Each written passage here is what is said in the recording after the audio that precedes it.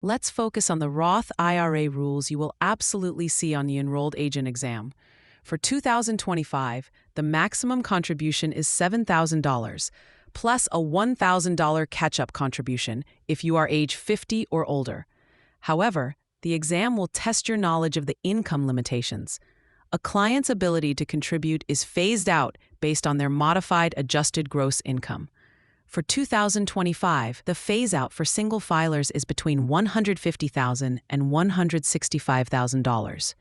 For those married filing jointly, the range is $236,000 to $246,000. Expect a question where a client's income falls within this range, requiring you to calculate a partial, prorated contribution. Now, let's discuss distributions. For a Roth IRA distribution to be a qualified distribution, meaning completely tax-free and penalty-free, it must meet a two-part test. First, the taxpayer must meet a qualifying event, such as reaching age 59 and a half, becoming disabled, using it for a first-time home purchase, or death. Second, they must satisfy the 5-year holding period. The exam loves to trap test takers on this rule. The clock for this 5-year period starts on January 1st of the tax year for which the very first contribution was made.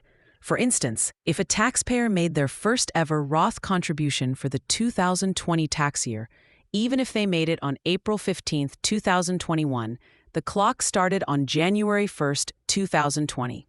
They would satisfy the holding period on January 1st, 2025.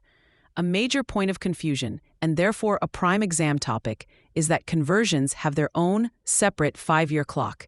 If a taxpayer converts a traditional IRA to a Roth, a 5-year holding period begins on January 1st of the year of the conversion. Taking a distribution of those converted funds before this separate 5-year period ends will trigger a 10% early withdrawal penalty on the converted amount, even if the taxpayer is over age 59 and a half. What about non-qualified distributions? The exam requires you to know the specific ordering rules for how money comes out of a Roth IRA. Here is a simple way to remember it. Can everyone get paid? This stands for contributions, then conversions, then earnings. Contributions always come out first and are always tax-free and penalty-free because you made them with after-tax money.